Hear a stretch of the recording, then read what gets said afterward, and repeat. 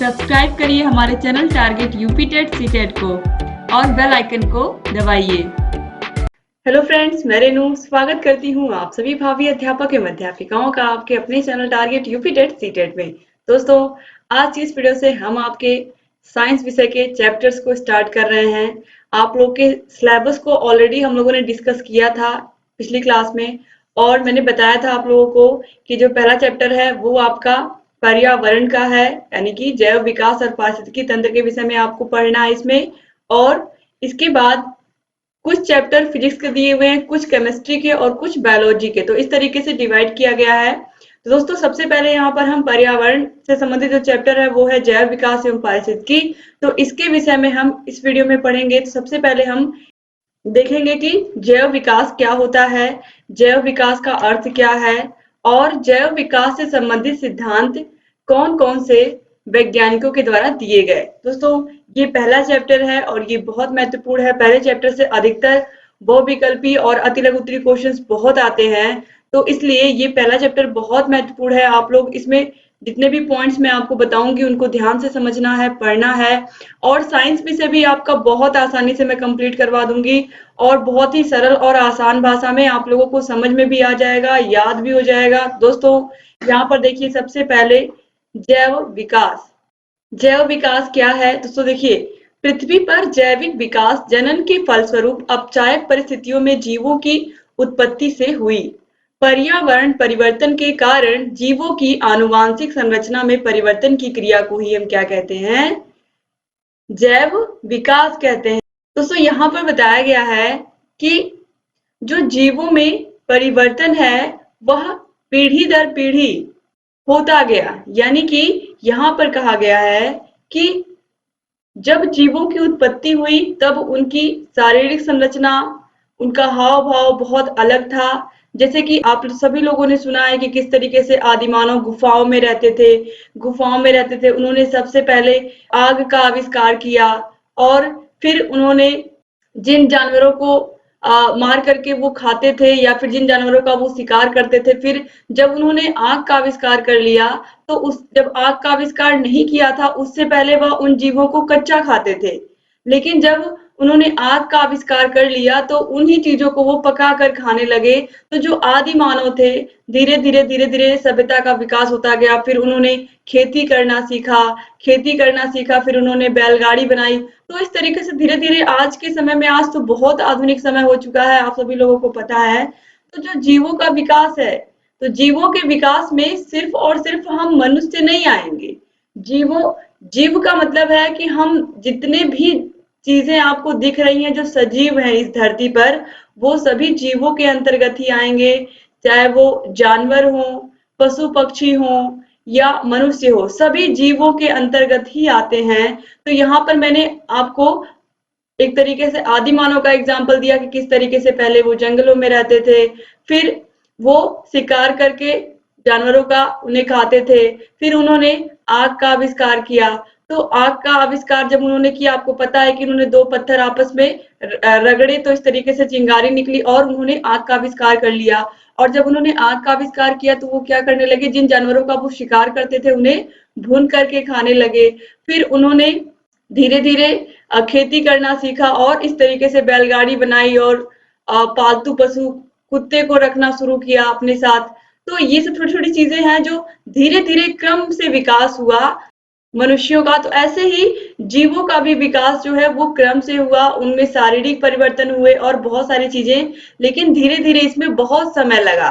तो ये जो जीवों का विकास है इसमें आप लोग पढ़ेंगे लैमार्कवाद और डार्विनवाद। तो आगे आप पढ़ेंगे। अब इसके आगे हम देखेंगे जैव विकास के अनुसार जीवों में क्रमिक परिवर्तन, एक कोश की जीवों से बहुकोश की जीवों की उत्पत्ति हुई। लैमार्क ने उपार्जित लक्षणों की वंशागति का सिद्धांत का प्रतिपादन किया। सरीसृपों के माध्यम से पक्षियों और स्तनधारियों का विकास हुआ। दोस्तों, यहाँ पर जो लैमार्क हैं उन्होंने एक सिद्धांत दिया था जिसे कहते हैं उपार्जित लक्षणों की वंशागति का सिद्धांत। उपार्जित लक्षणों की वंशागति का सिद्धांत किसने दिया था? लैमार्क ने दिया था। अभी इसी सिद्धांत को हम डिटेल से पढ़ने वाले हैं इस वीडियो में। तो एग्जाम में पूछेगा कि उपार्जित लक्षणों की वंशागति का सिद्धांत किसने दिया था? लैमार्क ने दिया था। लैमार्क, याद रखिएगा, लैमार्क ने दिया था। ये बहुत इंपॉर्टेंट है, बहुविकल्पी में भी पूछा गया है, अति लघुत्तरी में भी एक क्वेश्चन पूछा गया है। तो लैमार्क ने उपार्जित लक्षणों की वंशागति का सिद्धांत दिया था। अब इसके बाद देखिए, जीवों का विकास या जैव विकास का अर्थ देखिए। तो जीवों का जो विकास है या जैव विकास का क्या अर्थ होता है? देखिए, छिपी हुई वस्तु के बारे में समय समय पर हुए परिवर्तन को जानना जीव विज्ञान की वह शाखा है जिससे जीव जंतुओं की उत्पत्ति, उनके पीढ़ियों में हुए क्रमिक परिवर्तनों का अध्ययन किया जाता है। जैव विकास धीमी गति से होने वाला क्रमिक परिवर्तन है। दोस्तों, अभी मैंने आपसे कहा है कि जो जीव जंतुओं की पीढ़ियां हैं, पीढ़ी दर पीढ़ी उनके शारीरिक संरचना में परिवर्तन और जो क्रमिक परिवर्तन हुआ है शारीरिक संरचना में, उसको किस तरीके से हमें पढ़ना है, कैसे हमें समझना है, यही तो हमें जानना है जीवों का विकास के अंतर्गत। दोस्तों, यहाँ पर ये भी बताया गया है कि ये जो परिवर्तन हुए हैं पीढ़ी दर पीढ़ी, वो बहुत धीरे धीरे हुए हैं, बहुत ही धीरे धीरे परिवर्तन आपको देखने को मिलेगा। एकाएक नहीं कि एक पीढ़ी से दूसरी पीढ़ी में एकाएक कोई शारीरिक परिवर्तन आपको देखने को मिले, तो ऐसा नहीं है, बहुत धीरे धीरे हुआ है। तो इसीलिए जो जैव विकास है, यह एक तरीके से अगर देखा जाए तो भूगर्भ विज्ञान भी इसके अंतर्गत आता है, यानी कि भूगर्भ विज्ञान में आप कह सकते हैं कि ये शामिल है, इस तरीके से भी कह सकते हैं। अब इसके बाद देखिए, जैव विकास क्या है, चलिए देखते हैं अब एक बार फिर से। किसी विशिष्ट स्थान पर रहने वाली किसी आबादी में एक लंबे समय में बदलाव आते हैं। यहाँ पर कहा गया है कि किसी विशिष्ट स्थान पर रहने वाली किसी आबादी में एक लंबे समय में बदलाव आते हैं और उसे ही हम क्या कहते हैं? इवोल्यूशन कहते हैं, जिससे आए बदलाव पीढ़ी दर पीढ़ी विरासत में दिए जाते हैं। अब इसके बाद देखिए दोस्तों, आनुवांशिक और बदलाव का तात्पर्य यह है कि यदि माँ का हाथ कट गया हो तो बच्चे का भी हाथ कटा नहीं होगा। यह बिल्कुल गलत धारणा है। तो दोस्तों, यहाँ पर आप देखिए, पीढ़ी दर पीढ़ी जो मैंने भी बताया कि जो चेंजेस हुए या शारीरिक परिवर्तन हुए, वह धीरे धीरे एक पीढ़ी से दूसरी पीढ़ी में हुए, एकाएक आपको देखने को नहीं मिलेगा। यहाँ पर एक एग्जाम्पल भी दिया गया है कि मान लीजिए अगर किसी बच्चे की माँ का हाथ कटा हुआ, तो जरूरी नहीं कि वो बच्चा जब पैदा हो तो उसका भी हाथ कटा हुआ हो। इसी प्रकार से अगर पिता का पैर कटा हुआ है तो अगर उसका बच्चा होता है तो इसका ये मतलब नहीं कि उसके बच्चे का भी पैर नहीं होगा। तो ये आनुवांशिक या फिर ये कहें कि यह जैव विकास नहीं है, ऐसा बिल्कुल नहीं होता है। तो ये आप लोग दिमाग में मत रखिएगा। और दोस्तों, यहाँ पर आप देखिए, अब जैव विकास के सिद्धांतों में हमें क्या क्या पढ़ना है? लैमार्कवाद, डार्विनवाद और उत्परिवर्तनवाद। तो सबसे पहले हम लैमार्कवाद को आज इस वीडियो में पढ़ेंगे और इनके सिद्धांत को भी हम समझेंगे। दोस्तों, सबसे पहले यहाँ पर हम लैमार्कवाद देखेंगे और इन्होंने जो जिराफ पर प्रयोग किया था, जिराफ पर भी देखेंगे और इन्होंने सांपों पर भी प्रयोग किया था, तो सांपों को भी हम देखेंगे, यानी कि दोनों को पढ़ेंगे। तो सबसे पहले लैमार्कवाद क्या है ये जान लेते हैं, फिर हम एग्जाम्पल को समझेंगे, फिर इनके सिद्धांत को हम समझेंगे। तो देखिए, जीन बैप्टिस्ट लैमार्क ने सर्वप्रथम विकासवाद का सिद्धांत प्रस्तुत किया। इनका पूरा नाम है ये, जीन बैप्टिस्ट लैमार्क, ठीक है। लैमार्क का विकास संबंधी सिद्धांत सन 1809 में लैमार्क ने फिलोसफिक जूलॉजिक नामक पुस्तक में लिखा। एग्जाम में आप लोगों के कई बार पूछा गया है कि फिलोसफिक जूलॉजिक नामक जो पुस्तक है वो किसने लिखी है? तो लैमार्क ने लिखी है, ये याद रखिएगा दोस्तों। उपार्जित लक्षणों की वंशागति का सिद्धांत यह किसने दिया है? यह भी लैमार्क ने दिया है। तो लैमार्क से मोस्टली दो क्वेश्चन आता है एग्जाम में। पहला आता है कि फिलोसफिक जूलॉजिक नामक पुस्तक किसने लिखी है? तो लैमार्क ने लिखी है। और उपार्जित लक्षणों की वंशागति का सिद्धांत किसने दिया है? लैमार्क ने दिया है। ये दोनों आपको याद होना चाहिए। अब देखिए, इस पुस्तक में लैमार्क ने लिखा है कि जीवधारियों के रहन सहन, स्वभाव एवं विकास पर वातावरण का प्रभाव पड़ता है। इनके विकास के सिद्धांत को ही उपार्जित लक्षणों की वंशागति के सिद्धांत के नाम से जाना जाता है और इस सिद्धांत को लैमार्कवाद के नाम से भी जाना जाता है। अब हम सबसे पहले लैमार्कवाद का एग्जाम्पल समझेंगे, तब हम विशेषताएं आसानी से समझ पाएंगे इस सिद्धांत की। तो देखिए, जिराफ का एग्जाम्पल इन्होंने दिया था। इन्होंने कहा क्या था? आजकल जिराफ अफ्रीका के रेगिस्तानों में पाया जाता है। ऊंचे ऊंचे वृक्षों की पत्तियां खाता है। ऊंचे वृक्षों की पत्तियों तक पहुंचने के लिए उसकी गर्दन एवं अगली टांगे पिछली टांगों की अपेक्षा अधिक लंबी होती हैं। जलवायु के शुष्क होने पर, यहाँ पर दोस्तों अब बताया गया, ध्यान से आप सुनिए, कि जो अफ्रीका के रेगिस्तान होते हैं उनमें जो वृक्ष होते हैं वो थोड़े ऊंचे ऊंचे होते हैं, तो ऊंचे वृक्षों की पत्तियों तक पहुंचने के लिए, क्योंकि जिराफ की गर्दन, यहाँ पर बताया गया है कि जिराफ को अपनी गर्दन को और ऊंचा उठाना पड़ता था और अगली टांगों को भी क्या करते थे, वो ऊंचा करके कोशिश करते थे कि वो पेड़ों की पत्तियों को प्राप्त कर ले। तो यहाँ पर आप देखिए, जब जलवायु शुष्क होती थी, यानी कि जब बिल्कुल गर्मी होती थी, तो नीचे जो जो भी घास फूस होते थे मैदान में नीचे जमीन पर, वो सूख जाते थे। तो देखिए, जलवायु के शुष्क होने पर, यानी कि बहुत अधिक गर्मी होने पर मैदान में घास फूस सूखने लगी। अब उन्हें पेट भरने के लिए पेड़ पौधों की पत्तियों पर निर्भर होना पड़ा। यानी कि जब नीचे उन्हें कुछ खाने को नहीं मिला, नीचे के सारे जो पेड़ पौधे थे या फिर जो घास फूस थे जमीन के, वो गर्मी की वजह से सूखने लगे। तो उन्होंने खाने के लिए क्या तलाशा, उन्होंने सोचा कि हम जो पेड़ पौधों की पत्तियां हैं उनको हम खाएं। तो उनको खाने के लिए क्या करना पड़ता था, उनको अपनी गर्दन को और ऊंचा उठाना पड़ता था और अपने पैरों को भी और ऊंचा उठाना पड़ता था। तो देखिए, पत्तियों तक पहुंचने के लिए उन्हें अपनी टांगों को ऊपर उचक कर या उचकाकर पत्तियों तक पहुंचाने का यत्न करना पड़ता था। अतः गर्दन व अगली टांगों के अधिकाधिक उपयोग से इनकी लंबाई पीढ़ी दर पीढ़ी धीरे धीरे बढ़ती गई। तो अब आपको समझ में आ गया होगा कि लेमार्क ने क्या कहा है। लेमार्क ने कहा कि जब जो जिराफ थे, जब उन्हें नीचे कुछ नहीं खाने को मिला, तो फिर उन्होंने किस तरीके से जो पेड़ पौधे थे उनकी पत्तियों को खाना शुरू किया। और पत्तियों तक पहुंचने के लिए पेड़ पौधों की, चूंकि वो ऊंचे डाल पर होती थी, तो उन्हें अपनी गर्दन को भी उठाना पड़ता था और अपने पैरों को भी उठाना पड़ता था।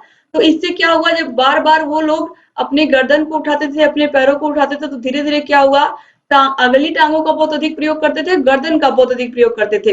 तो धीरे धीरे ये देखने को मिला कि पीढ़ी दर पीढ़ी जो अगली इन लोगों की पीढ़ियां आई, कि इनमें जो जो अगली संतानें होती गई, उनकी जो गर्दन थी और जो अगला पैर था वो लंबे होते गए। तो आजकल अफ्रीका के मरुस्थल में लंबी गर्दन और लंबी टांगों वाला जिराफ इन्हीं परिवर्तनों का परिणाम है। तो ये किसने दिया था, ये लेमार्क ने दिया था। और लेमार्क ने ही ये बताया कि जिराफ की गर्दन लंबी क्यों होती है। उसका रीजन इन्होंने क्या कहा कि चूंकि रेगिस्तान में ये रहते थे, तो रेगिस्तान में कभी कभी जब गर्मी बहुत तेज होती थी, तो नीचे के जो घास फूस होते थे वो बिल्कुल सूख जाते थे। तो फिर इन्हें कुछ ना कुछ खाने, चूंकि जिंदा रहना तो कुछ ना कुछ खाने की जरूरत तो पड़ती ही थी। तो इन्होंने क्या किया, इन्होंने पेड़ पौधों की पत्तियों को खाना शुरू किया। और इतनी आसानी से पेड़ पौधों की पत्तियां इन्हें मिलती नहीं थी, तो इन्होंने अपनी गर्दन को और ऊंचा उठाने की कोशिश की और अपनी अगली टांगों को। तो इस तरीके से दोस्तों इन्होंने क्या किया, पर्यावरण के अनुसार, यानी कि जब कुछ नहीं नीचे खाने को मिला, तो ऊपर इन्होंने अनुकूलन कर लिया, यानी कि ऊपर की पत्तियों को ये, या ये कहें कि पेड़ पौधों की पत्तियों को इन्होंने खाना सीख लिया। अब इसके बाद देखिए, यहाँ पर सांप का भी एक एग्जाम्पल है। लैमार्क के अनुसार सांपों में टांगों का विलोप वातावरण के प्रभाव के कारण है। सांप के लंबे शरीर को झाड़ियों में रेंग कर चलने तथा बिलों के अंदर घुसने में टांगे बाधा उत्पन्न करती थीं। अतः ये धीरे धीरे छोटी होती गई और अंत में हजारों पीढ़ियों बाद पूर्णतः लुप्त हो गई। तो यहाँ पर सांपों का भी एग्जाम्पल दिया गया है। यहाँ पर बताया गया है कि सांपों के पास भी पहले क्या थे, पैर थे, लेकिन सांपों को झाड़ियों में चलना होता था रेंग करके, और बिलों के अंदर भी घुसना होता था। तो बिलों के अंदर घुसने में जो पैर होते थे उनके, वो बाधा बनते थे, यानी कि पैर क्या करते थे, उन्हें बिलों में घुसने नहीं देते थे। तो फिर धीरे धीरे क्या होता गया, जो चीजें उन्हें दिक्कत करती थी वो धीरे धीरे उनकी अगली पीढ़ियों में छोटी होती गई, और हजार पीढ़ियों के बाद देखा गया कि वो टांगे बिल्कुल विलुप्त हो गई। अब आज देखेंगे आप सांपों के पास आप टांगे नहीं देखेंगे। तो इस तरीके से यहाँ पर इन्होंने सांप का भी एग्जाम्पल दिया और जिराफ का भी एग्जाम्पल दिया कि किस तरीके से पर्यावरण के अनुसार इन्होंने अपने आप को ढाल लिया, यानी कि जिस तरीके की इनको आवश्यकता थी, धीरे धीरे वो चीजें इनकी अगली पीढ़ियों में क्या होती गई, विलुप्त होती गई, जिनका कोई काम नहीं था इनके शरीर में। जैसे कि आपने सांप का देखा, सांप का पैर का कोई काम नहीं था, क्योंकि वो रेंग करके चलते थे, उन्हें बिलों में घुसना होता था, तो उसके लिए पैर बाधा बनते थे, तो पैर धीरे धीरे विलुप्त हो गए। और ऐसे ही जिराफ को चूंकि ऊपर उचक करके खाना पड़ता था पौधों की पत्तियों को, तो धीरे धीरे उनकी गर्दन और अगली टांगे लंबी होती गई। तो ये दो एग्जाम्पल आपने देखा। अब देखिए लैमार्कवाद की विशेषताएं। तो वातावरण का सीधा प्रभाव, प्रत्येक जीवधारी पर वातावरण में होने वाले परिवर्तनों का प्रभाव पड़ता है। यह प्रभाव उनकी रचना और स्वभाव को बदल देता है। तो यहाँ पर आपने स्वयं देखा है अभी कि वातावरण का कितना तेज प्रभाव पड़ता है। वातावरण जब नीचे की घास फूस सूख गए, तो फिर जिराफ ने क्या किया, जिराफ ने ऊपर की जो जो पेड़ पौधे थे उनकी पत्तियों को खाना शुरू किया। तो वातावरण के अनुसार क्या करते हैं लोग, अपने आप को ढालने की पूरी कोशिश करते हैं। अब देखिए अनुकूलन की प्रवृत्ति, सभी जीवों में अपने को वातावरण के अधिकाधिक अनुकूल बनाने की प्रवृत्ति पाई जाती है। अब अनुकूल कैसे होंगे, क्योंकि जिंदा रहने के लिए कुछ ना कुछ तो खाना पड़ेगा। जब नीचे नहीं कुछ खाने को रह गया तो फिर हमें अनुकूलन करना ही पड़ेगा, यानी कि जिराफों को पत्तियों को खाना ही पड़ेगा क्योंकि उन्हें जिंदा रहना है। तो इसलिए उन्होंने क्या किया, अपने आप को पर्यावरण के अनुकूल बना लिया। अगर नीचे नहीं कुछ खाने को मिलेगा तो हम ऊपर से कुछ खा लेंगे, यानी कि अगर जमीन पर कुछ खाने को नहीं मिलेगा तो हम पेड़ पौधों की पत्तियों को खा लेंगे। तो इस तरीके से इन्होंने अनुकूलन करना सीख लिया पर्यावरण के साथ। अब देखिए अंगों का उपयोग और अनुपयोग, ये भी बहुत ध्यान से आप समझिएगा कि वातावरण के प्रभाव के फलस्वरूप अधिक उपयोग में आने वाले अंग अधिक विकसित हो जाते हैं। अंगों का कम उपयोग या उपयोग न होने के कारण ह्रास होने लगता है और इन्हें ही हम क्या कहते हैं, अवशेषी अंग कहते हैं। तो अवशेषी अंगों की उपस्थिति इसे प्रमाणित करती है। दोस्तों यहाँ पर बताया गया कि जो अंग अधिक उपयोग में आते हैं वह क्या होते हैं, वह अधिक विकसित होते हैं। जैसे कि जिराफ ने अपनी गर्दन और अपनी अगली टांगों का बहुत बहुत उपयोग किया और इसीलिए उनकी अगली टांगे और उनके अगले और उनका उनका गला, ये दोनों क्या हो गए, लंबे हो गए, क्योंकि उन्हें पत्तियों को खाने के लिए अपनी गर्दन को भी और ऊंचा उठाना पड़ता था और अपने पैरों को भी।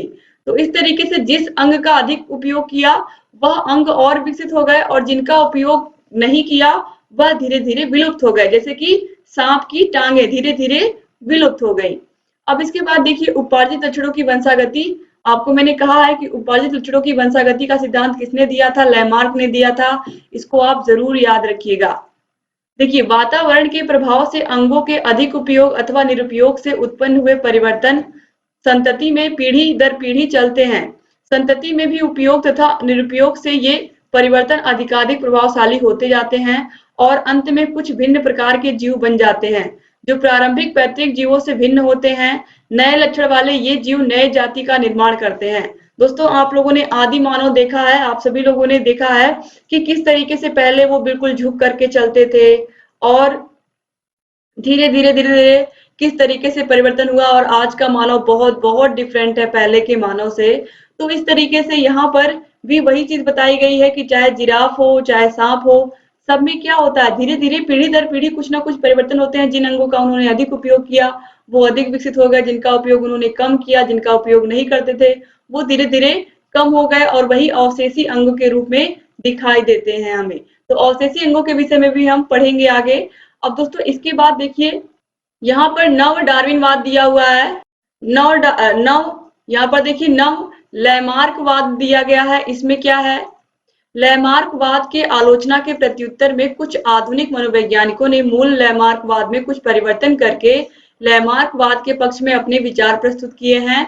नव लैमार्कवाद को प्रस्तुत करने में स्पेंसर, कोप, पैकार्ड, निगेली और मैकडूगल जैसे वैज्ञानिक प्रमुख हैं। तो इनका नाम आप याद रखिएगा कि नव लैमार्कवाद को देने में कौन कौन से वैज्ञानिकों का प्रमुख योगदान है। तो स्पेंसर, कोप, पैकार्ड, निगेली और मैकडूगल। दोस्तों इस तरीके से आज आप लोगों ने क्या पढ़ा, लैमार्क के विषय में पूरा पढ़ा, लैमार्कवाद की विशेषताएं क्या क्या हैं इनके विषय में पढ़ा और इन्होंने किताब लिखी है। कौन सी किताब लिखी है आप लोगों को मैंने बताया है। कौन सी किताब इन्होंने लिखी है, फिलोसफिक जूलॉजिक नामक पुस्तक किसने लिखी है। अगर एग्जाम में आएगा तो आपको लैमार्क आंसर लिखना होगा। और उपार्जित लक्षणों की वंशागति का सिद्धांत किसने दिया, तो आंसर आपको करना होगा लैमार्क। तो ये दो आप जरूर याद रखिएगा, बहुत बहुत इंपॉर्टेंट है। तो मैंने आपको एग्जाम्पल के माध्यम से जिराफ और सांप के माध्यम से भी आपको समझाया और आदिमानव के विषय में भी मैंने बताया।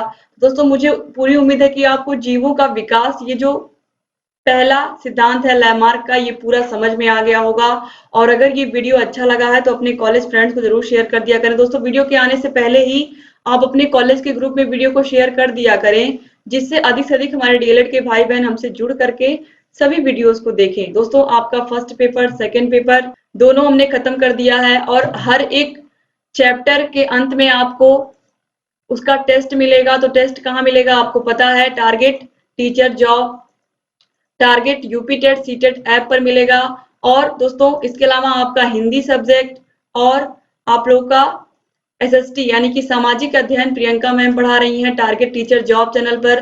तो आप लोग प्लीज जा करके देखिए, टारगेट टीचर जॉब चैनल पर हिंदी की क्लासेस पढ़िए और सामाजिक अध्ययन की भी क्लासेस पढ़िए, क्योंकि वो भी बहुत महत्वपूर्ण है। आपको पता है वो सब्जेक्ट भी, और बहुत अच्छे से जैसे मैं यहाँ पर लिख के पढ़ा रही हूँ वैसे प्रियंका मैम भी अपने हाथों से नोट्स बना करके आपके लिए आपको पढ़ा रही हैं। तो आप लोग प्लीज वीडियोस को देखिए और अच्छे से नोट्स भी बना लीजिए। यहाँ आई बटन पर क्लिक करके आपको फर्स्ट पेपर और सेकंड पेपर की सभी क्लासेस मिल जाएंगी।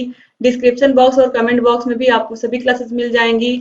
आप लोग देखिए और अपनी तैयारी को बेहतर बनाइए, और जहाँ कहीं भी कोई भी समस्या आ रही है हमसे बताते रहिए। तो दोस्तों, वीडियो को पूरा देखने के लिए आप सभी भाई बहनों का बहुत बहुत शुक्रिया। और जहाँ कहीं कोई भी समस्या आ रही है हमसे बताते रहिए। Target UP TET CTET app की लिंक आपको डिस्क्रिप्शन बॉक्स और कमेंट बॉक्स में मिल जाएगी। फर्स्ट पेपर सेकंड पेपर के नोट्स आप लोग बना लीजिए। नोट्स आप बनाए रहेंगे तो आपको एग्जाम में बहुत बहुत हेल्प होगी, और आप एग्जाम में अच्छा स्कोर भी करके आएंगे। और जहाँ कहीं कोई भी समस्या आ रही है आप हमसे पूछ सकते हैं। दोस्तों, आप लोगों के लिए मेहनत हो रही है, आप लोगों के लिए ही वीडियोस आ रहे हैं, तो आप लोग अधिक से अधिक लोग वीडियो को शेयर कर दिया करें, और वीडियो अच्छी लगी हो तो लाइक करके जाइएगा, और अपने अच्छे अच्छे प्यारे प्यारे कमेंट्स आप लोग जरूर छोड़ के जाइएगा वीडियो पर। आपको वीडियो कैसा लगा? ये पहली क्लास थी पहले चैप्टर की, और मुझे पूरा उम्मीद है कि आपको ये वीडियो पसंद आया होगा। और ये पूरा चैप्टर बहुत आसान है, बहुत आसानी से इसको हम पढ़ेंगे। और आप लोगों की जो साइंस विषय है इसको भी हम बहुत ही अच्छे से खत्म करेंगे।